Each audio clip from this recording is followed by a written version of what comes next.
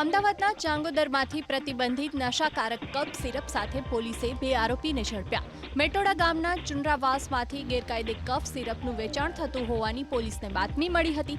બાતમીના આધારે પોલીસે રેડ કરતા સિરપ મોકલનાર પ્રદીપ કનોજિયા અને ડ્રાઈવર રાકેશ ગજેરાની ધરપકડ કરી, જ્યારે સિરપનો જથ્થો લેનાર સિજલો ચુનારા, ચીનો ચુનારા અને અન્ય અજાણ્યો શખ્સ ફરાર થઈ ગયા। હાલ તો પોલીસે 4.15 લાખની કિંમતના 2520 નંગ કફ સિરપનો જથ્થો જપ્ત કરી ફરાર આરોપીની શોધખોળ હાથ ધરી છે।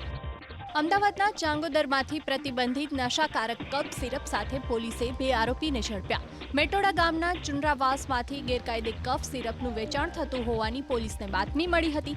બાતમીના આધારે પોલીસે રેડ કરતા સિરપ મોકલનાર પ્રદીપ કનોજિયા અને ડ્રાઈવર રાકેશ ગજેરાની ધરપકડ કરી, જ્યારે સિરપનો જથ્થો લેનાર સિજલો ચુનારા, ચીનો ચુનારા અને અન્ય અજાણ્યો શખ્સ ફરાર થઈ ગયા।